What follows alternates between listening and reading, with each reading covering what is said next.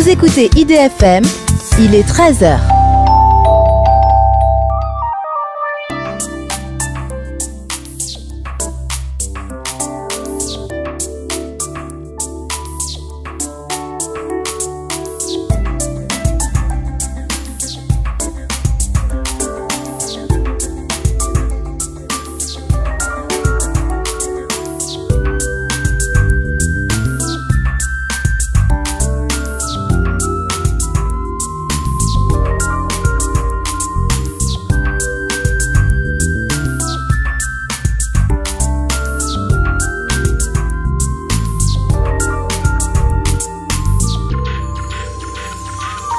Bonjour chers auditeurs, je vous souhaite la bienvenue sur IDFM pour votre émission Les Passages.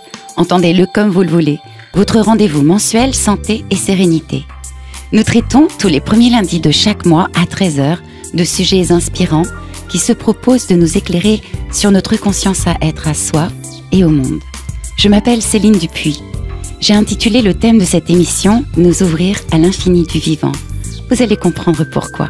Mon invité d'aujourd'hui, Ludovic Paris, habite l'infini du vivant. Tout sauf tiède, il est un amoureux de l'intensité, un amant du vivant. Dans son passage, il vit la morsure abyssale du manque de son fils Joseph, parti il y a 6 mois d'une leucémie, à l'âge de 4 ans et demi. Il a marché sur le chemin de Compostelle tout le mois de juillet durant 950 km, portant dans son cœur une 50aine d'enfants partis comme son petit, pour nous sensibiliser au fait que les cancers ont un fonctionnement très particulier chez les enfants et malheureusement, pour certains types de cancers, il n'existe pas de traitement spécifique. Ils ne sont ni adaptés à l'âge des enfants, ni adaptés à la maladie. Et il s'agit de nos enfants. Il n'y a pas d'investissement massif de la part des laboratoires et des États pour les cancers pédiatriques.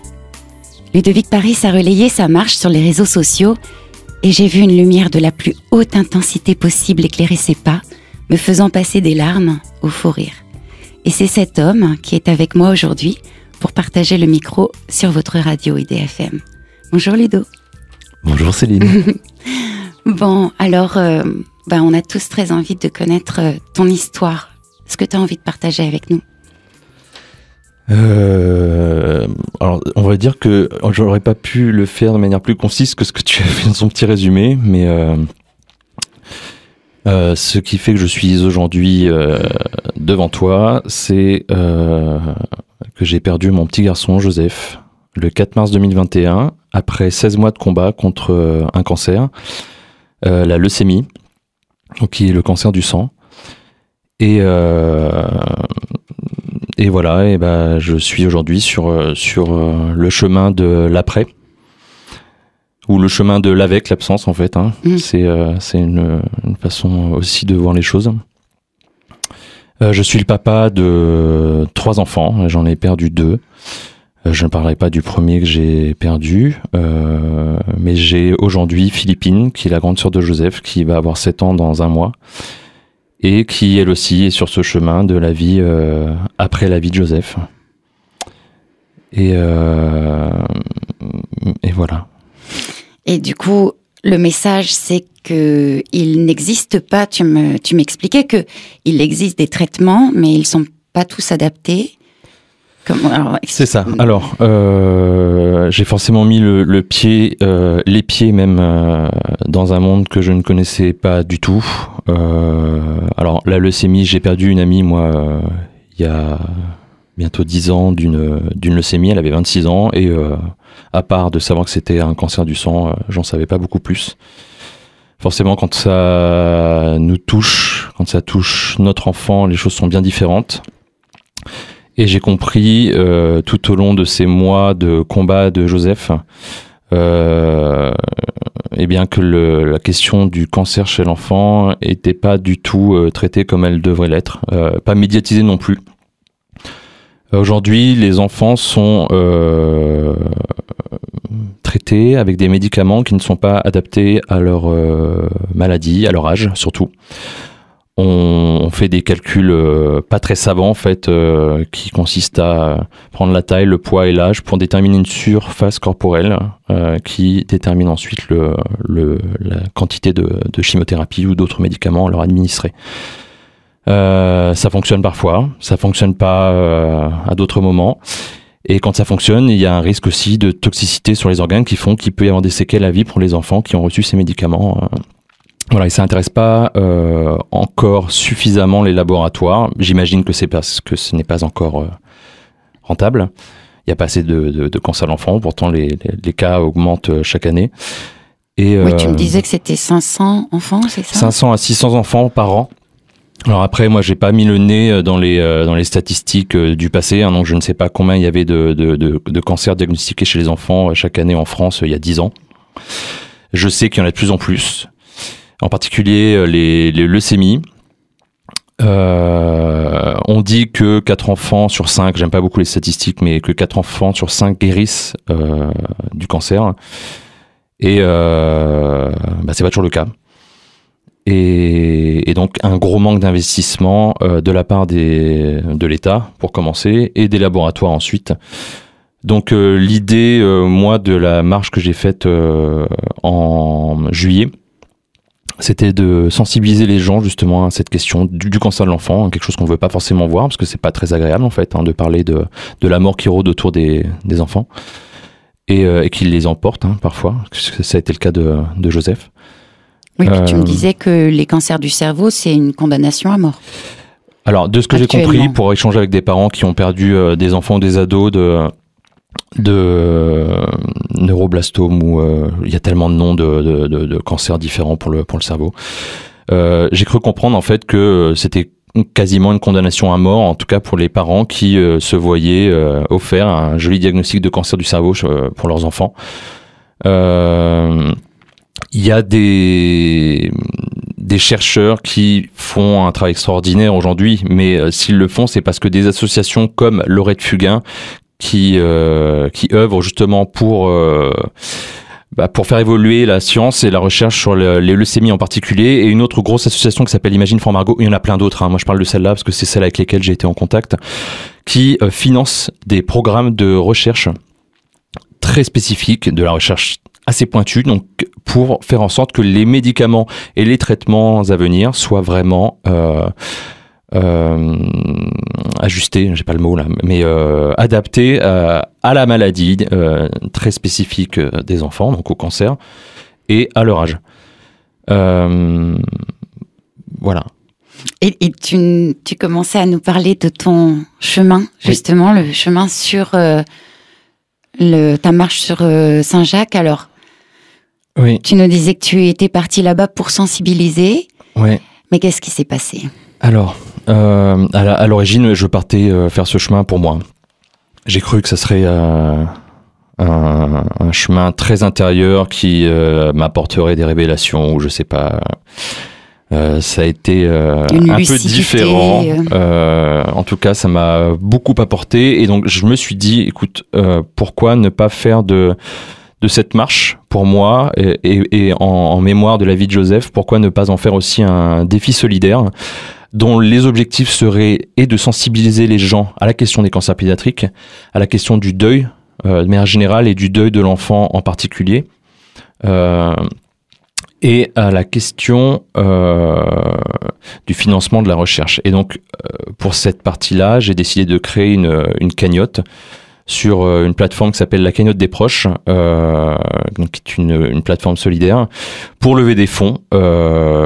Et donc la moitié, cette cagnotte sera divisée en deux, et la moitié sera donnée à l'association Laurette Fugain et l'autre à Imagine for Margot.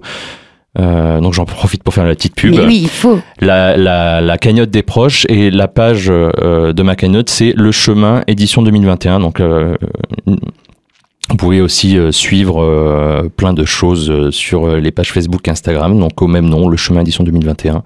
Et si vous voulez participer à la cagnotte pour aussi vous faire progresser la recherche et accélérer un petit peu la cadence, c'est là que ça se passe. Ça se passe aussi, j'en profite pour faire la pub pour la course Enfants sans cancer qui aura lieu le 26 septembre au domaine national de Saint-Cloud, qui est organisée par l'association Imagine for Margot.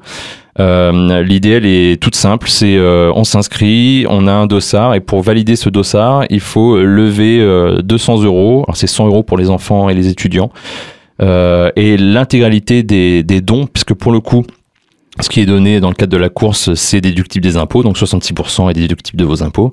Et l'intégralité de ces dons-là seront versés à des programmes de recherche. Ils sont au nombre de 5 cette année.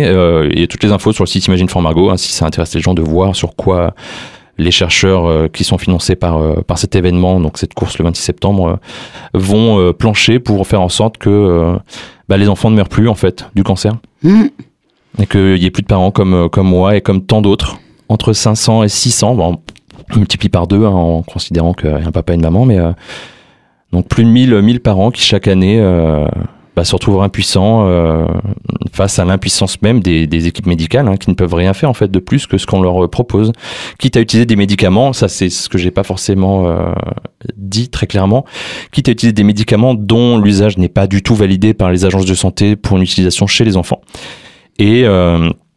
Et aussi parfois des médicaments qui ne sont même pas validés tout court, même pour une utilisation chez l'adulte. C'est le cas d'une jeune fille qui se bat aujourd'hui contre une leucémie, Alexandra, dont j'ai parlé aussi sur le chemin. Quand je dis le chemin, c'est mes 950 km sur le chemin de Saint-Jacques, sur la voie de Vézelay. Alexandra, là, elle a reçu des chimiothérapies d'un programme d'études qui a été mené en Angleterre, qui n'est pas encore validé en fait, parce que on n'a pas d'autre choix en fait aujourd'hui. Et donc forcément, quand on patauge un petit peu, il y a peu de chances que les résultats soient à la hauteur de ce qu'on pourrait espérer en tant que parent quand on se dit que c'est quand on s'entend dire que c'est le traitement de la dernière chance en fait, et qu'il n'a pas été validé, qu'il n'a pas fait ses preuves en fait. Et que l'enfant sert de cobaye. C'est ça. Les enfants servent de cobayes, mais bon, quand ils reçoivent des traitements pour adultes, en fait, c'est même pas ils servent de cobayes, c'est que on se rend compte de la réalité du système de santé en fait, c'est que on s'attarde pas à travailler sur le cancer de l'enfant. Moi, je t'ai rencontré parce que l'une de mes très grandes amies qui a fait une émission aussi avec nous, Sylvie Dezustre, travaille avec Sarah Dumont dans le groupe Happy End. Et elle me dit, regarde ce garçon, il a besoin d'être médiatisé, tu pourrais peut-être voir pour IDFM. Et moi, là, j'ai vu un homme puissant qui, au début, je me suis dit, mais bon, ok, je le vois marcher, d'accord. Et puis, tout à coup... touchant, qui fait tomber tout son système de défense, qui peut pleurer, qui peut nous faire hurler de rire, qui se met à danser, voilà. Et c'est juste après la pause de tout ça aussi que j'aimerais qu'on parle. Cet homme infiniment vivant que j'ai vu et qui traverse... Pourtant, pour moi, mais Sylvie me dirait, mais non, tu projettes, mais pour moi, le pire qu'un humain puisse traverser. Et voilà, donc Est-ce que tu peux me parler de cette chanson que tu as choisie? Alors attention, celui qui se moque de mon accent passe par la fenêtre. J'ai promis, je le ferai pas. Merci. Only This Matters du groupe Ten Towers. Ten Towers. Oh merci. Mais l'important, c'est la musique. Tu m'as demandé de choisir quelques musiques en fait qui sont diffusées au moment de l'émission, et celle-là elle m'est venue tout de suite à l'esprit parce que c'est un groupe que j'ai découvert dans le parking de l'hôpital Robert Debré un mois avant la mort de Joseph. Je savais pas qu'il mourrait un mois après, et j'ai utilisé une application pour reconnaître la musique et j'ai découvert le groupe Ten Towers en fait, et cette chanson qu'on a beaucoup écouté avec Joseph. Je le massais le soir, je me rappelle, à la lumière. Alors c'est pas pas des souvenirs forcément joyeux, mais à la lumière de toutes les sons du scope, de la chambre. Mais c'était des moments hyper doux et je me suis vraiment laissé porter par la musique en fait. Alors je comprends l'anglais, mais là j'ai vraiment pas cherché à comprendre les paroles, à part juste les Close Your Eyes. Je l'ai mal dit, tu vois, Close Your Eyes. Yeah. Juste, quand je massais Joseph, c'était vas-y mon chéri, endors-toi et prends le repos et la force qu'il te faut pour continuer à te battre et pour vivre. Et j'ai été bloqué. Cette musique, j'ai pas pu l'écouter pendant 3 mois après sa mort. Et j'ai seulement pu le refaire au cimetière. Et je l'ai fait là au milieu du lac Léman et en haut de la Dandoche que j'ai escaladé le 27 août pour continuer à lever des fonds pour l'association Lorette Fugain. Et voilà, donc là c'est la première fois que je vais l'écouter dans un contexte différent. Je suis pas à l'hôpital, je suis pas en haut d'une montagne, je suis pas au milieu d'un lac, je suis dans un studio de radio mais je trouve que cette musique elle est magnifique en fait. Et les paroles sont dingues. Quand je les ai écoutées, quand j'ai pu réécouter cette musique 3 mois après la mort de Joseph, je me suis dit c'est fou en fait, c'est absolument fou. On s'est retrouvé à écouter cette musique qui l'accompagnait jusqu'au bout de sa vie, incarnée. Et voilà. Only this matters. Close your eyes, get out of your skin. Only this matters, let it in. If I could, I would be right here with you. In this world of ticking clocks, I hope I'm getting through.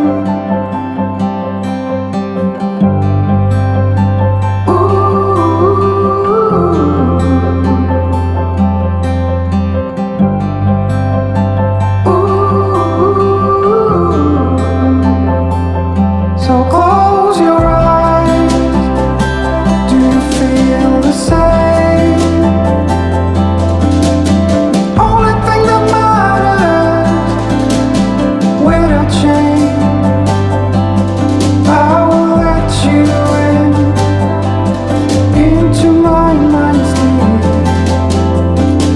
Recover the fallen tears that have been long asleep. The lights are out and heaven's open. We can be everything we want. Oh, stop the clocks, the bees are humming in between the contrasts of our souls. IDFM 98 FM.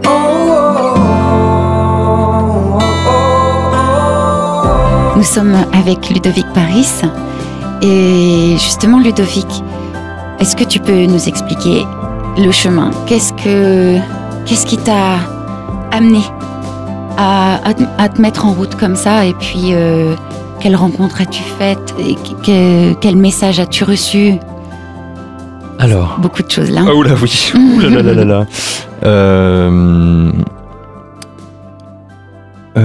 Déjà, c'était pas du tout une évidence pour moi de me mettre en avant comme ça.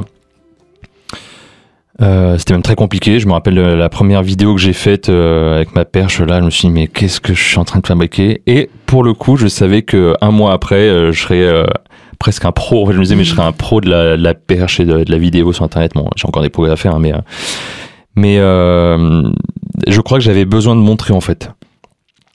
Au départ, je m'étais presque interdit de montrer les choses qui peut-être seraient de l'ordre de l'intime en fait, par pudeur. Et puis au fil du chemin, je pense que c'est un petit peu ce qui m'a accompagné. Il y a eu cette ouverture. Tout à l'heure, je crois que tu parlais d'abandonner ses protections et d'avancer, d'être dans l'accueil. Alors, c'est des choses qui sont compliquées, hein, mais c'est pas infaisable. Et merci pour tes mots tout à l'heure, d'ailleurs, parce que ça m'émeut toujours, moi, d'entendre les gens parler de moi comme ça.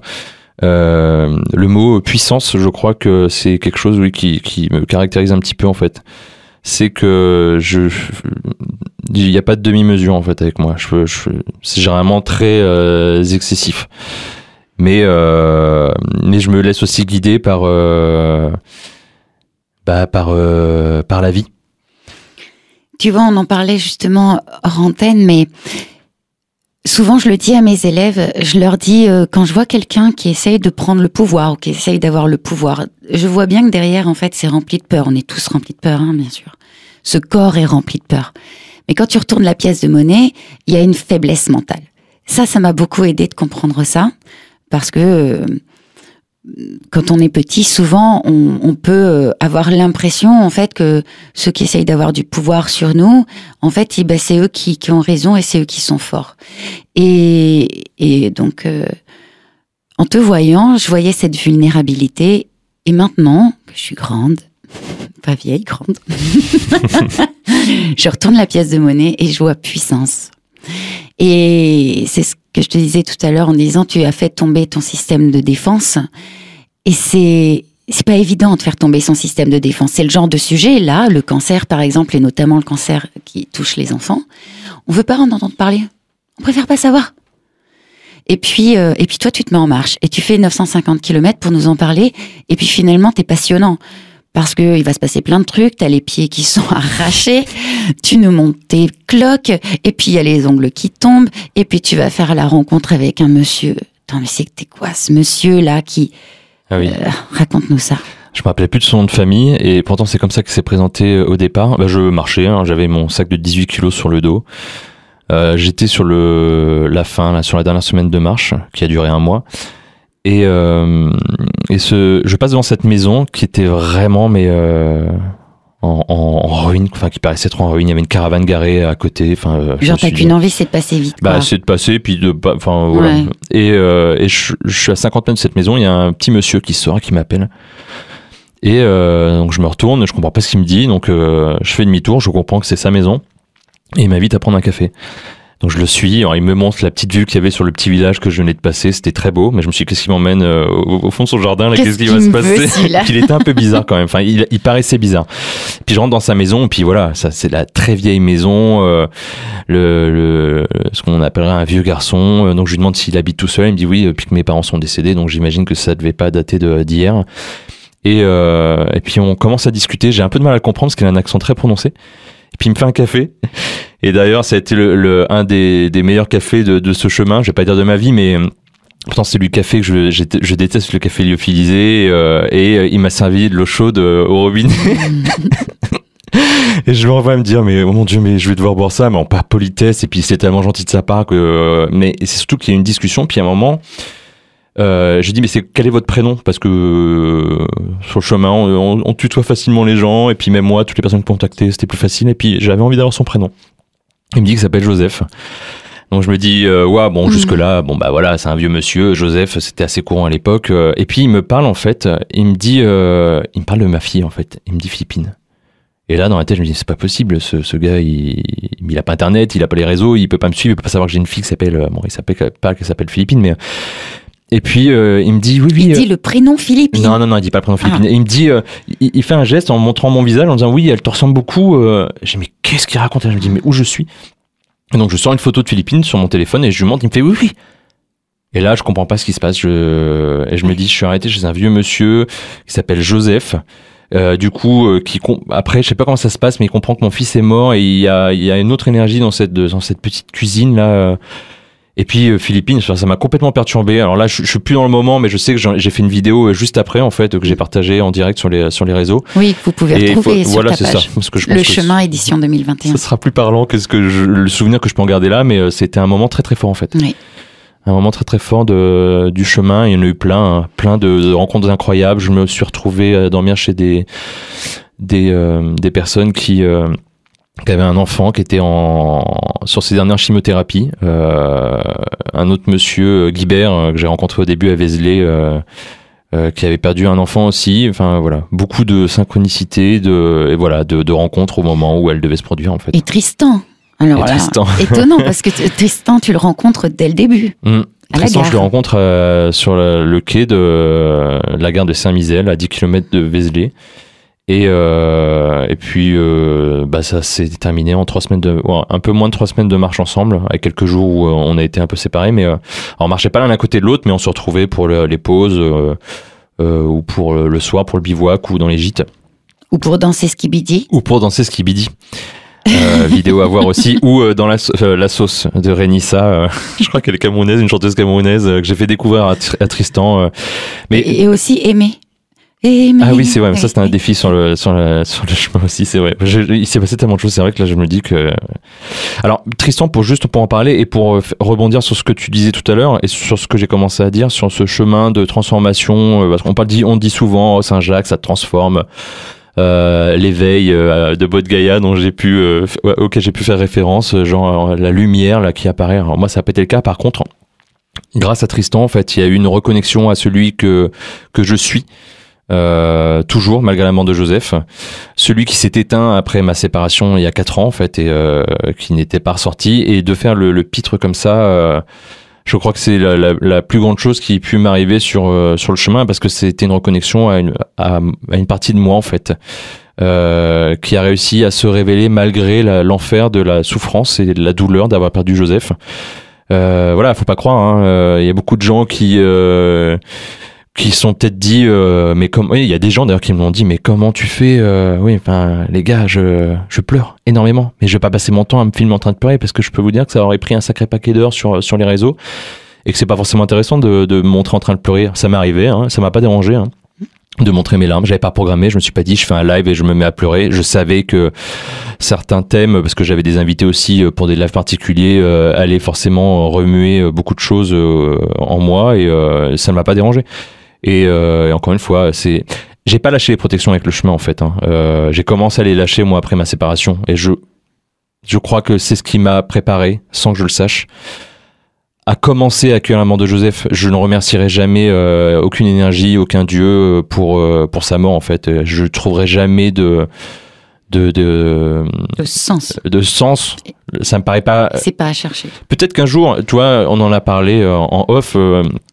Là, c'est trop tôt. Ça a fait 6 mois. C'est trop tôt pour me dire ça. Je sais que ça arrivera par contre.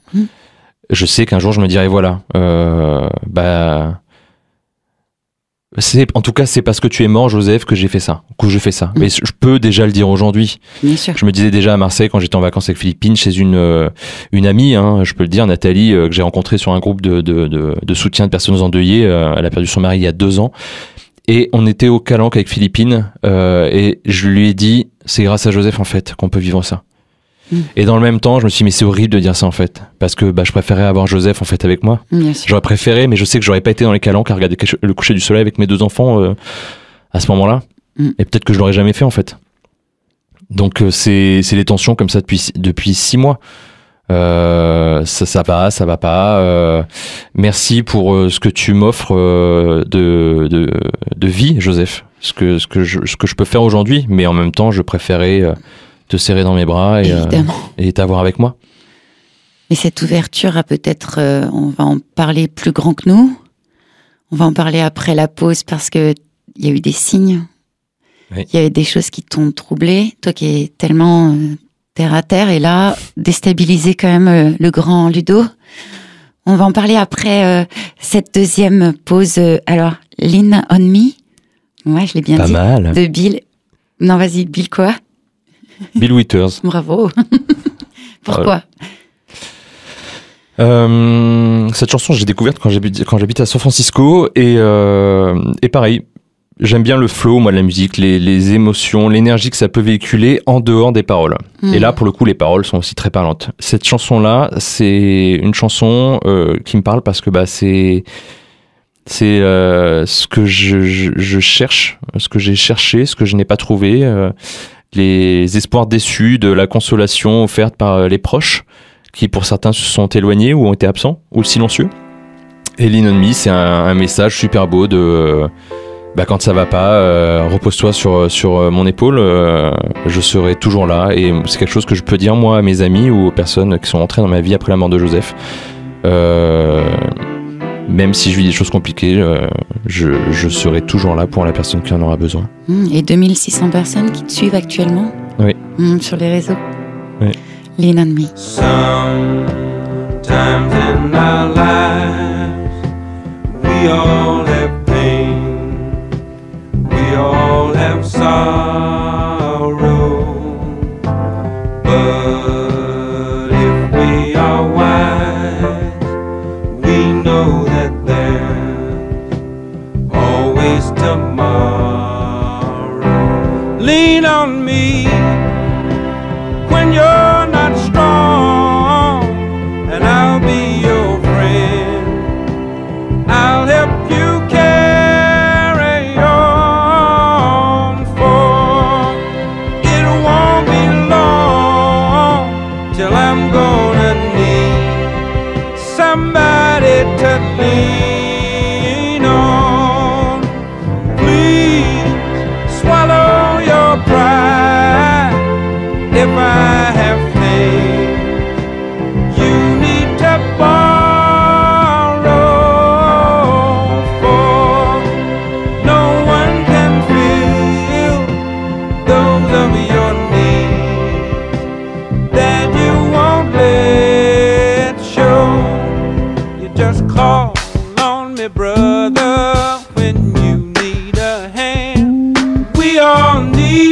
somebody to lean on.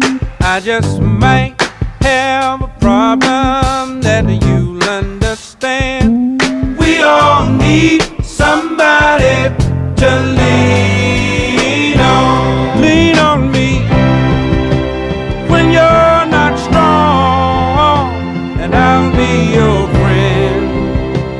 I'll help you carry on, for it won't be long till I'm gonna need somebody to lean on. You just call on me, brother, when you need a hand.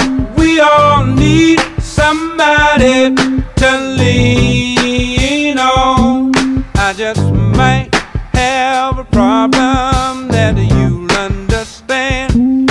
We all need somebody to lean on. If there is a load you have to bear that you can't carry, I'm right up the road. I'll share your load if you just call me. Call me if you need a friend. Call me, if you need a friend. If you ever need a friend, call me. Call me. Call me. Call me. Call me. Call me. Call me. If you need a friend, call me. Call me. Call me. Call me. Call me. Call me. Call me. IDFM 98 FM. Ludovic Paris, tu me disais par rapport à Tristan que Tristan, il a plongé avec toi dans cet univers-là et qu'en fait, il était rempli de gratitude pour toi, alors que le cancer, en fait, on pourrait se dire, oh là là, le gars, il a perdu son petit... Mais pas du tout, en fait. C'est pas ce qui s'est passé. Non, je ne crois pas. Bah oui, puis moi c'était un peu spécial aussi de me dire je me retrouve à marcher avec un gars qui a 22 ans, il a bien d'autres préoccupations dans sa vie que de suivre un vieux de 38 qui a perdu son fils et qui marche pour lever des fonds pour la recherche sur les cancers pédiatriques et sensibiliser à l'importance des dons de sang, de plaquettes et de plasma et de moelle osseuse. Hyper important, en particulier pour les enfants et les personnes qui souffrent de cancer. La rencontre avec Tristan, rappelle-moi ta question, je suis désolé. En fait, Tristan, lui, il t'a dit, mais tu m'as apporté tellement. Je pense que c'est... Alors, moi, ce que j'ai dit tout à l'heure, c'est que ça m'a énormément apporté, cette reconnexion avec cette partie de moi oubliée. Et si vivante. Mais qui doit cohabiter avec cette partie de moi qui a été blessée, je vais pas dire morte, parce que tout est vivant en moi. Mais... Et lui, de son côté, je me dis que c'est... Enfin, on en a un petit peu parlé, hein, mais quand moi je le remerciais pour ce qu'il m'a apporté, en tout cas par sa présence, et par le fait de me mettre dans un mouvement de bêtises, hein, je dis bêtises pour pas dire un autre mot, mais oui, de partir dans des délires et de me suivre là-dedans. Il a dû se dire par moment quand même que j'étais vraiment siphonné parce que... il y a 5 mois, il a perdu son fils et il est en train de danser skibidi avec son sac de 18 kilos sur le dos... avec Chantal et Claude et des autres pèlerins qui arrivaient derrière sur la route qui disaient mais qu'est-ce qu'il fait Amérique sur la route, quoi. Mais je pense que on s'apporte tous, et puis le chemin de Saint-Jacques c'est quand même quelque chose d'hyper particulier, hein. Ça pour le coup, pour l'avoir expérimenté, c'est vrai qu'il y a une solidarité, il y a une proximité dans l'humanité en fait qu'on trouve pas ailleurs en fait. Alors, moi ça m'a fait du bien aussi de me reconnecter à la nature parce que je vis à Paris mais je supporte pas la vie en milieu urbain. Et là, de me reconnecter au vivant, et quand je le disais avant de partir, me reconnecter au vivant, ce n'est pas que les êtres humains, ce ne sont pas que les arbres, c'est aussi les pierres, c'est toutes ces énergies, tout ce qui vibre. Moi, l'ancien géographe, ça me parle. Les cailloux, les gens vont voir ça comme une matière inerte, morte, mais en fait non. En tout cas, c'est pas mon cas. Et Tristan a fait partie de ça, donc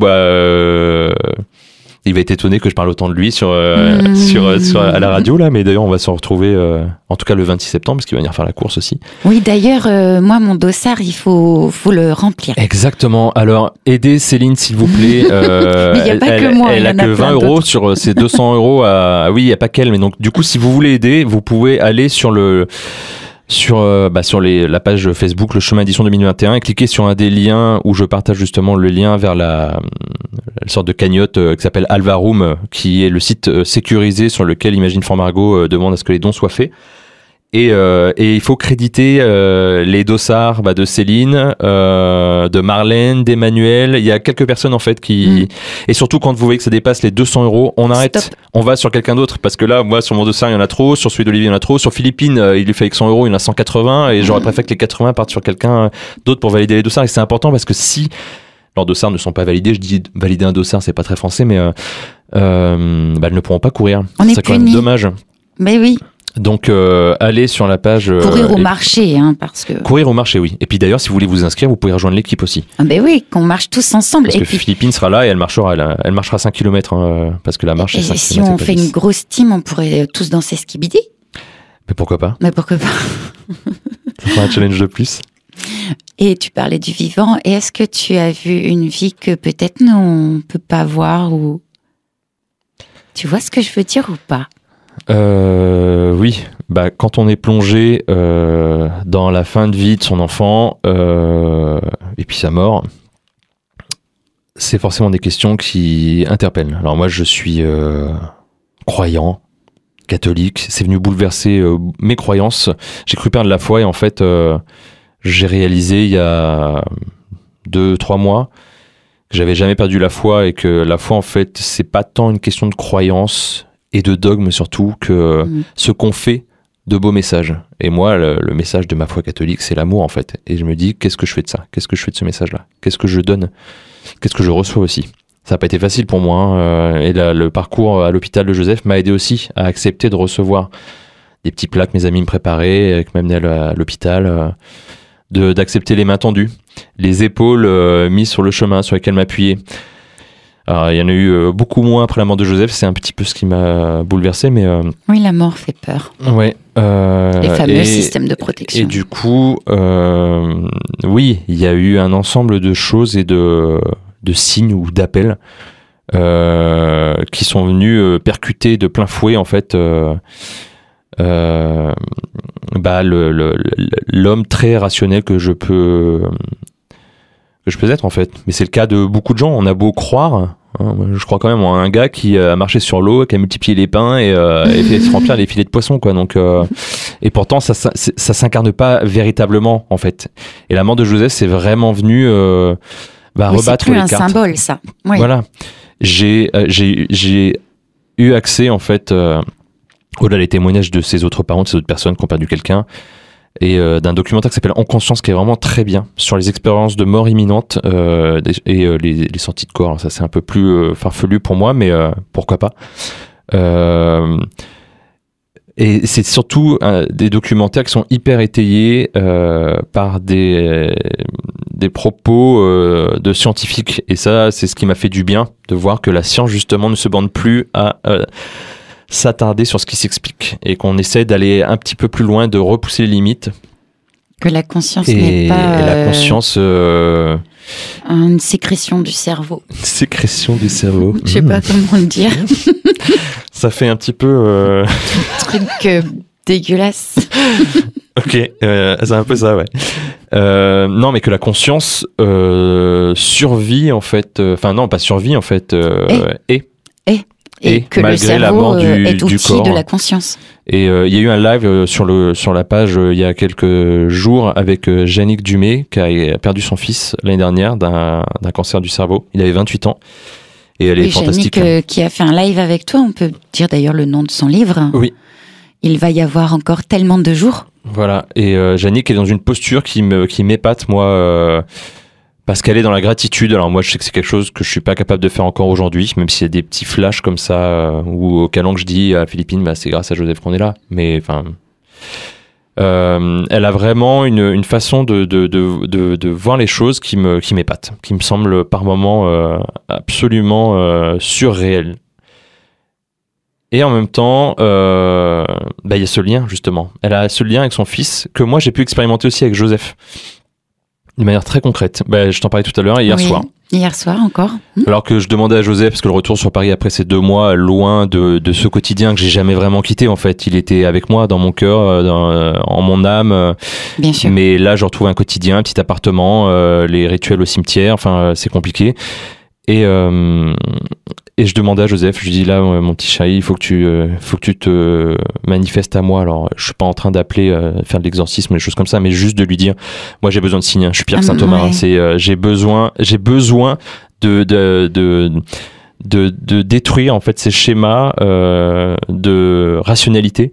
Et de très cartésien qu'on est tous en fait quelque part, parce que nos sociétés, notre éducation nous élève comme ça en fait et nous font perdre, je pense, les antennes qu'on a quand on est enfant et qui nous permettent d'accéder à beaucoup plus de sens que les 5 qu'on veut bien se prêter la réalité de... C'est n'importe quoi ce que je dis là. Tu vois, mais mais je suis parti dans une phrase en fait, je savais pas où j'allais. Pour la finir.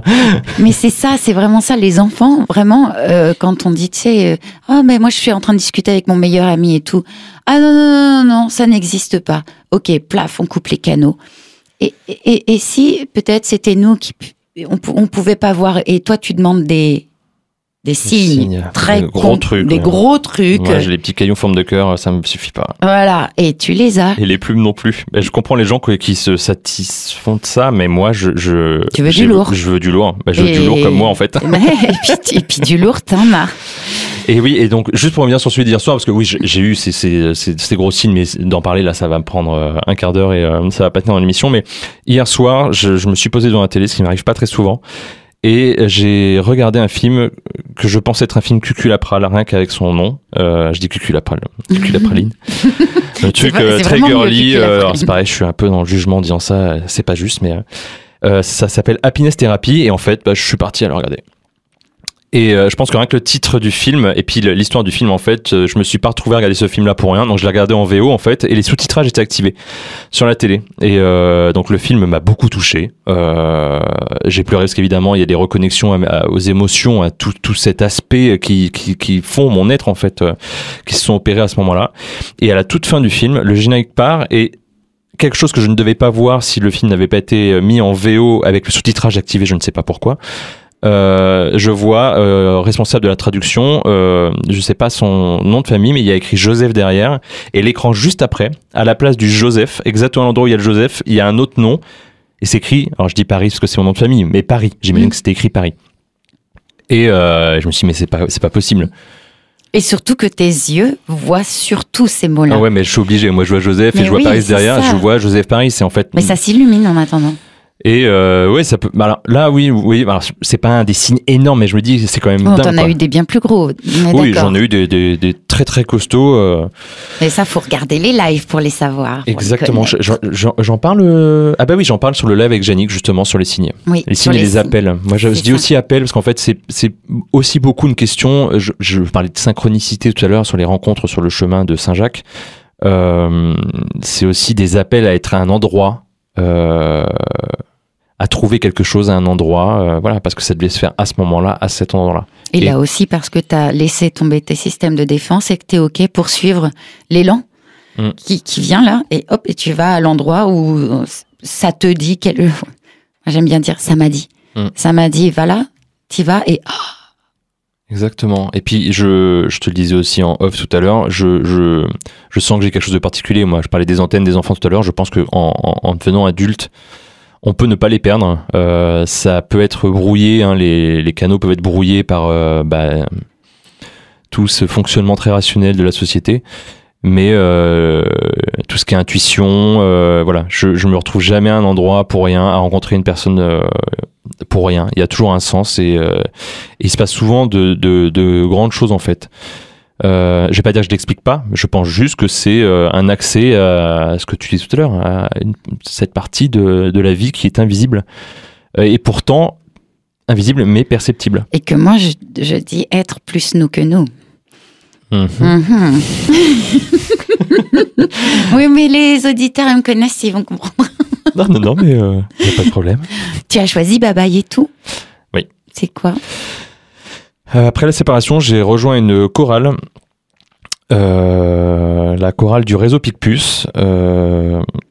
Et c'est un chant, c'est un des premiers chants que j'ai appris avec eux. C'est un chant que Joseph aimait beaucoup, Joseph et Philippine. Ils m'ont tellement entendu le répéter en même temps hein, que ils pouvaient le chantonner. Et c'est un chant, donc le jour de l'enterrement de Joseph, le 11 mars 2021, une grosse chorale a été montée en fait, et ça faisait partie des chants que je voulais voir chanter, enfin entendre chanter. Parce que Joseph y tenait beaucoup, moi aussi, et c'est alors l'histoire du chant, c'est que c'est un chant en swahili. Et c'est un autre père, en fait, qui était composé par un Américain pour un jeu vidéo qui s'appelle Civilization 4. Donc, l'histoire du chant, elle est déjà complètement folle. Et donc, la version que vous allez entendre là, c'est la version de ma chorale. Enfin, ma chorale, c'est pas moi qui la dirige, hein. Elle est dirigée par Chloé Bréau, qui a sorti un CD là d'ailleurs, je me rappelle plus, Fille d'une terre je crois, si vous voulez écouter la bonne musique d'une Normande hein, comme moi. Donc c'est un enregistrement qui a été fait sur le concert de Noël 2019. Et en fait Joseph était malade à ce moment-là, j'imaginais pas que ça finirait comme ça, parce qu'on était très positif et tous les médecins nous disaient qu'on était au vert sur tous les résultats génétiques et tout. Et voilà. Donc un chant très important pour moi. De Christopher Tin, tu vois Tin, il est là, il est maintenant. Tout à l'heure c'était Ten et il est là. Oui, t'as confondu. Et tu vas être bilingue à la fin de cette émission. Oh, waouh. Babaye et tout.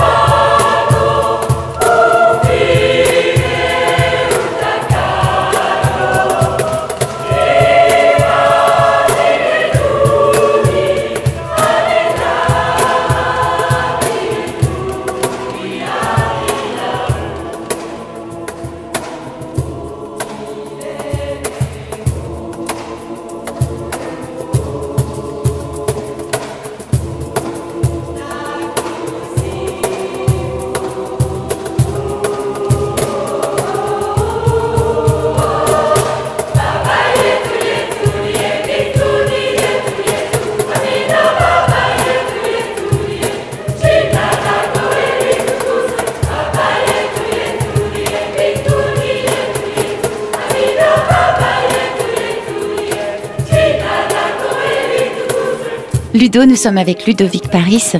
J'ai relu une phrase de Saint Paul: celui qui veut être sage selon ce siècle, qu'il devienne fou. Et là, il deviendra vraiment sage. Ça t'inspire quoi? Ça m'inspire toutes les personnes qu'il y a dans ma tête depuis toujours. Donc je pense que je suis quelqu'un de très sage. Un grand sage. Non, je dis ça. Non, mais tu sais, en tout cas, c'est un objectif. Hein. Mais oui, parce qu'il fallait être fou pour faire 950 km avec les pieds dans lesquels... Oui, c'est surtout ça, oui. Oui, voilà, c'est ça. Ils étaient vraiment très abîmés, tes pieds, et toi, tu continuais. Sur la fin, oui. Parce que oui, à un moment... T'étais fou. Oui, c'est une partie de la folie. Moi, quand je parle de la folie, je fais plus référence à l'autre, à tous ces étages pas toujours éclairés dans ma tête. Mais oui, mais en fait, non, pas vraiment de la folie, mais je crois que c'est juste j'avais un objectif et il fallait que j'aille jusqu'au bout, malgré les douleurs qui ont vraiment été assez intense quand même. Et moi, je dis que tu es un grand sage parce que, en fait, justement, de te voir à ce point vivant me donnait une énergie. Et j'en parlais avec Sylvie, mon amie, et elle me disait, mais moi aussi, il me donne tellement d'énergie. En fait, tu vois, c'est ce souffle-là. Alors moi, j'aime bien dire à mes élèves, nous sommes respirés. Et c'est ce que j'ai senti. T'étais, voilà, parti, quoi. J'étais sur un chemin de vie. L'énergie s'est un petit peu envolée après, mais je savais que c'était une parenthèse enchantée entre guillemets dans ce nouveau chemin de vie que j'ai pas eu d'autre choix d'emprunter. Et j'avoue qu'après la marche, je suis revenu au niveau de fatigue que j'avais tout le temps, mais je sais pas, j'étais porté en fait aussi. J'étais porté et par Joseph et par tous ces enfants pour lesquels j'ai marché chaque jour, qui sont décédés d'un cancer. 50 enfants. 50, j'aurais pu marcher pour encore plus d'enfants, mais... C'est les parents qui t'envoyaient C'est les parents qui m'avaient donné des photos au tout début.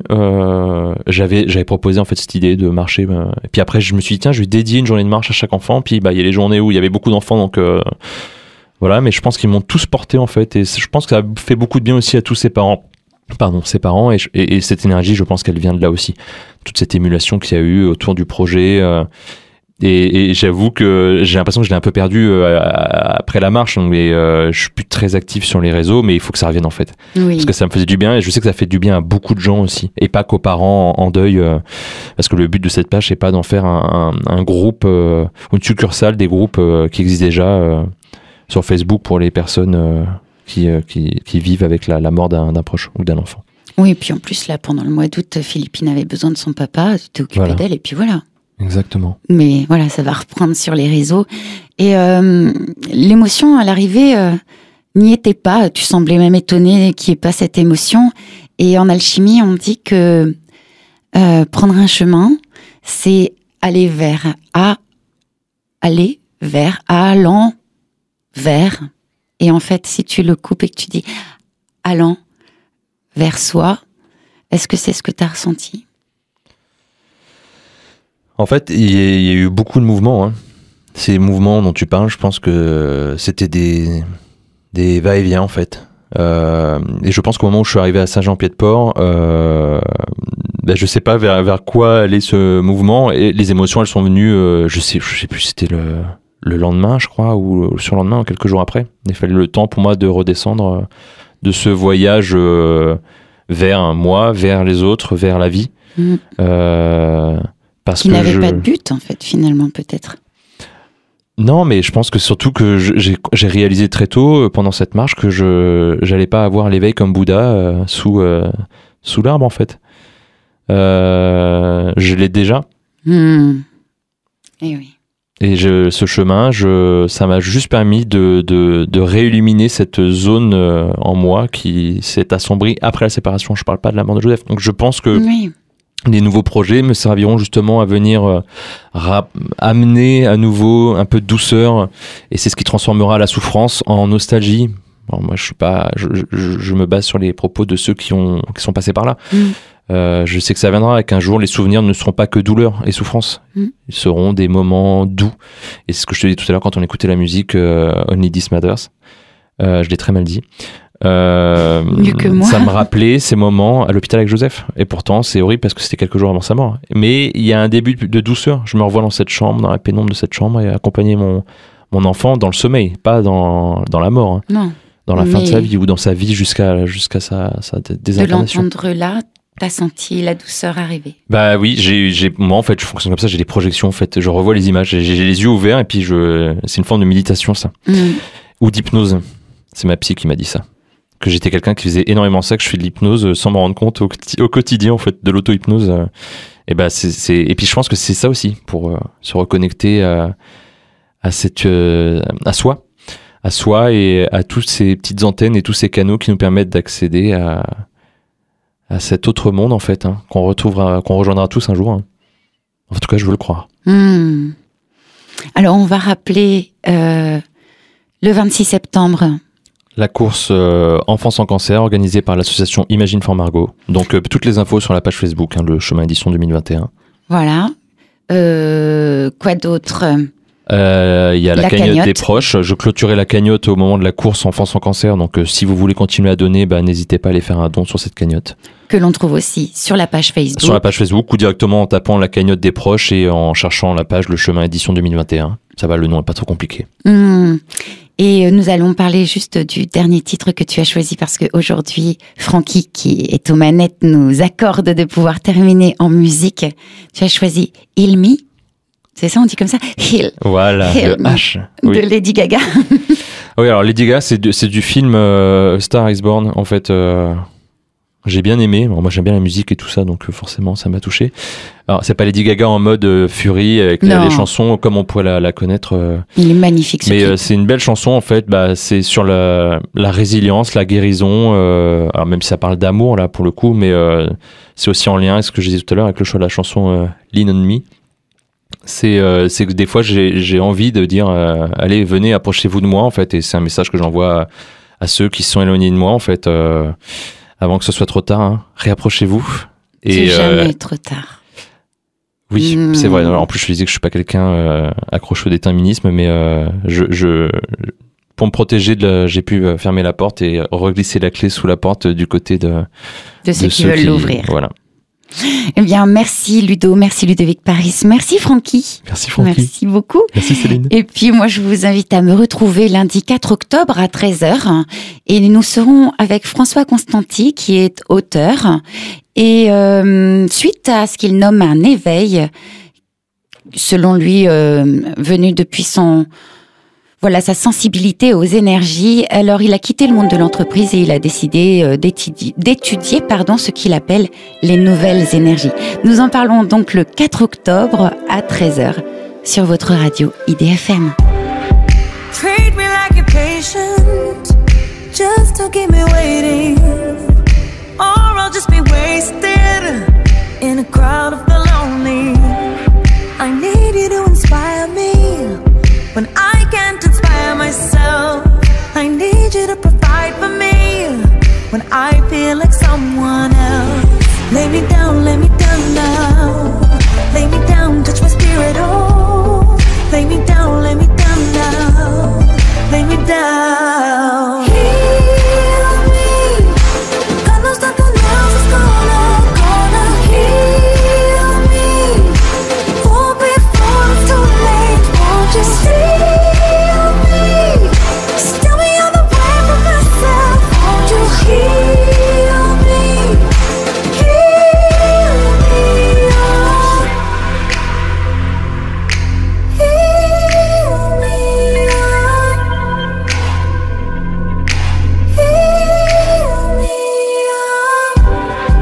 Dose me with your energy, leave your soul inside me.